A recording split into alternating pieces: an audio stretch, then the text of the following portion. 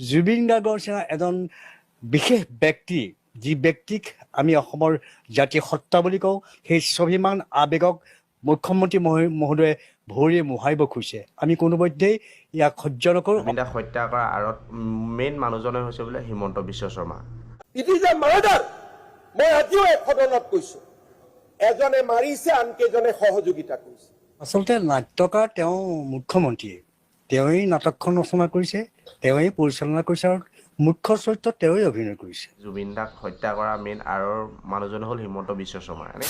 নমস্কাৰ বন্ধুসকল, আজি অন্য এটা ভিডিঅ'ত আপোনালোকক স্বাগতম জনালোঁ। আৰু বহুত দিন ধৰি মই ভিডিঅ' বনোৱা নাই, কাৰণ এইকেইদিন মই একদম নিউজ চাই আছোঁ, এটাৰ পিছত এটা নিউজ চাই আছোঁ। আৰু নিউজত দেখিবলৈ পাইছোঁ কি সেইদিনাখন যি আশীৰ্বাদ যাত্ৰা কৰিছিল মুখ্যমন্ত্ৰীয়ে, আৰু তেতিয়া জুবিন দাৰ অনুৰাগীসকলে তাত জাষ্টিছ ফৰ জুবিন গাৰ্গৰ ন্যায় লাগে, তেনেকুৱা এটা কথা, এনেকুৱা ধৰণৰ তেখেতলোকে ক'লে আৰু মুখ্যমন্ত্ৰীক, যিহেতু আমি সকলোৱে জাষ্টিছ বিচাৰি আছোঁ আৰু ন্যায় বিচাৰি আছোঁ জুবিন দাৰ কাৰণে। সেইটো কাৰণে কিন্তু মুখ্যমন্ত্ৰীৰ মুখখন এনেকুৱা হেতা পৰি গ'ল, একেবাৰে সুখ নাইকিয়া হৈ গ'ল, হাঁহি নাইকিয়া হৈ গ'ল, মুখখন বহুত কিবা এটা লক্ষণৰ কিবা এটা যেন তেখেতে বেয়া পাইছে তেনেকুৱা ধৰণৰ লাগিলে। এই ভিডিঅ'টো চাওকচোন আপোনালোকে, কেনেকুৱা ধৰণৰ হৈ গ'ল মুখ্যমন্ত্ৰীৰ মুখখন।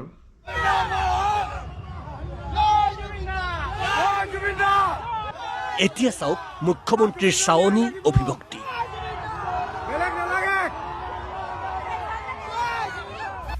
নোৱাৰাভে যেন শুনি আছে, সহ্য কৰি আছে। কিয় মুখ্যমন্ত্ৰীৰ এনে অভিভক্তি? জুবিন গাৰ্গৰ ন্যায়ৰ কথা ওলালেই কিয় ৰুঢ় হৈ পৰে মুখ্যমন্ত্ৰীৰ মুখমণ্ডল? আৰু ইয়াৰ পৰা আমি কি বুজিব পাৰোঁ বাৰু? জুবিন দাক সঁচাকৈ ন্যায় দিবনে মুখ্যমন্ত্ৰীয়ে? আৰু মুখ্যমন্ত্ৰীয়ে নিজে কৈছিল, জুবিন দাক আমি ন্যায় নিদিলে আমাক ভোট নালাগে, আমাক কিয় ভোট দিব যদি জুবিন দাক ন্যায় দিব নোৱাৰোঁ, তেনেকুৱা ধৰণৰ কথা কৈছিলে। গতিকে অনাগত নিৰ্বাচন আহি আছে, সকলোৱে এই কথাবিলাক মনত ৰখাটো ভাল বুলি ভাবোঁ, কাৰণ আমাক জুবিন দাৰ ন্যায় লাগে আৰু একো নালাগে, সেইটো সঁচা কথা। ময়ো সেইটোৱে বিচাৰোঁ, আমাক জুবিন দাৰ ন্যায় লাগে। মুঠতে যিকোনো প্ৰকাৰে হ'লেও চৰকাৰে যিমানখিনি পৰ্যায়লৈকে পাৰে ভালকৈ ইনভেষ্টিগেশ্যন আগতে কৰিব লাগিছিলে, আৰু যিমানখিনি এতিয়া কৰিলেও যাতে ন্যায় দিয়ে সেইটোৱে আশা কৰি আছোঁ। আৰু সেইদিনা অতুল পাচনিয়েও কৈছিল যে কি ইয়াৰ মুখ্য নায়ক জুবিন দাক হত্যা কৰাৰ আঁৰত মেইন মানুহজনে হৈছে বোলে হিমন্ত বিশ্ব শৰ্মা। এই কথাটো সঁচা নেকি বাৰু? আচলতে নাট্যকাৰ তেওঁ মুখ্যমন্ত্ৰীয়ে, তেওঁৱেই নাটকখন ৰচনা কৰিছে, তেওঁৱেই পৰিচালনা কৰিছে আৰু মুখ্য চৰিত্ৰত তেওঁৱেই অভিনয় কৰিছে। আমি নাটক কৰা মানুহ, গতিকে নাট্যকাৰ, পৰিচালক আৰু অভিনেতাবিলাকক চিনি পাওঁ। জুবিন গাৰ্গৰ নিচিনা এজন বিশেষ ব্যক্তি, যি ব্যক্তিক আমি অসমৰ জাতীয় সত্তা বুলি কওঁ, আমাৰ আৱেগ বুলি কওঁ, আমাৰ স্বাভিমান বুলি কওঁ, সেই স্বাভিমান আৱেগক মুখ্যমন্ত্ৰী মহোদয়ে ভৰিয়ে মোহাৰিব খুজিছে। আমি কোনোপধ্যেই ইয়াক সহ্য নকৰোঁ। অসমৰ ৰাইজে ক্ষমা নকৰে, অসমৰ ৰাজ্য নহয় গোটেই বিশ্বই তেওঁক ক্ষমা নকৰে। তেওঁ হয়তো ভয় খাব পাৰে যে তেওঁৰো কি নিজৰ ৰিলেশ্যনৰ কোনোবা মানুহ সেই ঘটনাটোৰ লগত জড়িত হৈ থাকিব পাৰে। সেইকাৰণে তেওঁ বাৰে বাৰে তদন্ত প্ৰক্ৰিয়া দীঘলীয়া কৰিব বিচাৰিছে, অলপ ৰাইজক বিভ্ৰান্ত কৰিব বিচাৰিছে, যিহেতু তেওঁৰ পৰিয়ালৰ হয়তো কোনোবা সদস্য এই ঘটনা বা এই নৰ্থ ইষ্ট ফেষ্টিভেলৰ লগত সাঙুৰ কাঢ়ি থাকিব পাৰে। সেইকাৰণে তেওঁ অলপ দীঘলীয়া হিচাপে প্ৰক্ৰিয়াটো লৈ যাব বিচাৰিছে। কিন্তু মানুহ ইমান বুৰ্বক নহয়, মানুহ ইমান মূৰ্খ নহয়।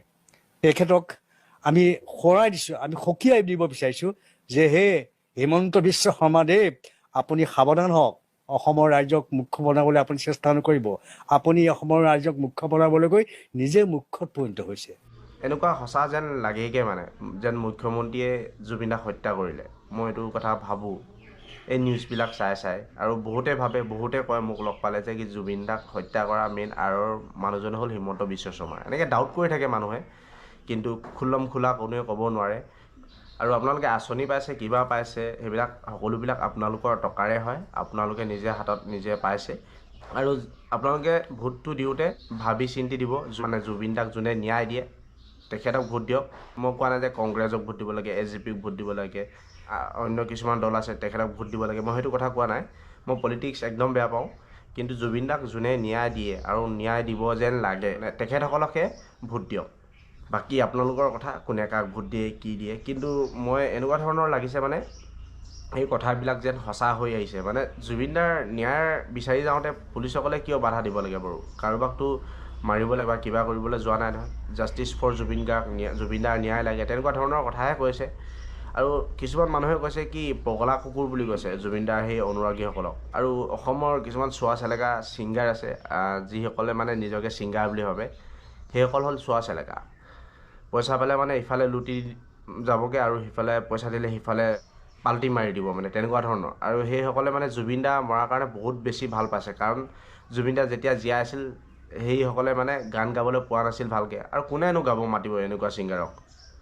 ষ্টুডিঅ' ছিংগাৰহে, লাইফততো কোনো ভালকৈ মই গোৱাই দেখাই নাই আজিলৈকে। মানে কিবা ধোঁৱা কাউৰীয়ে মাত দি থকা নিচিনা দি থাকে, মা কচম কৈছোঁ। মানে ষ্টুডিঅ'ত সিহঁতে বহুত ভালকৈ গায়, কিন্তু লাইফত ভালকৈ গাব নোৱাৰে। আৰু এতিয়া শিল্পী সমাজ ক'ত গ'ল বাৰু? শিল্পী সমাজ এতিয়া চাগে নিজৰ টকা, নিজৰ পেকেটটো গৰম কৰিবৰ কাৰণে পূৰা এডভাৰটাইজ কৰি ফুৰিছে। জুবিন দাৰ কাৰণে মাত মতা নাই কোনেও। শিল্পী সমাজে ওলাই আহিব লাগিছিল, প্ৰতিবাদ কৰিব লাগিছিল এতিয়াও, যে জুবিন দাক ন্যায় লাগিব, ন্যায় লাগিব, নিৰ্বাচনৰ আগতে ন্যায় দিয়ক। ক'ত গ'ল সেই শিল্পী সমাজ? আৰু জুবিন দাৰ কাষত যে 15 লাখতকৈ বেছি মানুহ গৈছিলে, সেই মানুহসকল ক'ত গ'ল বাৰু এতিয়া? যিসকলে গৈছিল শেষ যাত্ৰাত। ওলাই আহিব লাগে, সকলোৱে এক হ'ব লাগে, আৰু নিৰ্বাচনৰ আগতে আমাক ন্যায় দিব লাগিব, সেইটোৱে বিচাৰোঁ। আৰু যদি ন্যায় নিদিয়ে আমি ভোট নিদিওঁ, এইটো হ'লে সঁচা কথা। যদি ন্যায় দিয়ে আমি একদম ভোট দিম। আৰু এটাই ৰিকুৱেষ্ট থাকিল চৰকাৰলৈ, আমাৰ জুবিন দাক ন্যায় দিয়ক। আশা কৰি আছোঁ মুখ্যমন্ত্ৰীয়ে যাতে ন্যায় দিব, সেইটোলৈকে আমাৰ বিশ্বাস কৰি আছোঁ বৰ্তমান সময়লৈকে। যদি ন্যায় দিয়ে বহুত ভাল পাম, যদি ন্যায় নিদিয়ে গম পাম যে অতুল পাচনিয়ে কোৱা কথাষাৰ বা অসমৰ ৰাইজে কিছুমানে কৈ থকা কথাষাৰ যে আপুনিয়ে জড়িত আছে জুবিন দাক হত্যা কৰা, তেনেকুৱা ধৰণৰ আমি মানি ল'ম সকলোৱে। আৰু গতিকে ভিডিঅ'টো ইমানখিনি কথা ক'বলগীয়া আছিল আপোনালোকৰ ওচৰত। বহুত দিন ধৰি ভাবি কম বুলি ভাবি আছিলোঁ, শ্বেয়াৰ কৰা নাছিলোঁ, আজি শ্বেয়াৰ কৰিলোঁ আপোনালোকৰ আগত। চ' আপোনালোকে অনাগত নিৰ্বাচনত ভাবি চিন্তি ভোট দিব, আৰু জুবিন দাৰ কথা এবাৰ মনত পেলাব, 19 ছেপ্টেম্বৰৰ ঘটনাটো কি হৈছিল, তাৰপিছত আপোনালোকে ভাবি চিন্তি ভোট দিব। জয় অসম, জয় জুবিন দা, জাষ্টিছ ফৰ জুবিন দা, জুবিন দাৰ ন্যায় লাগিবই।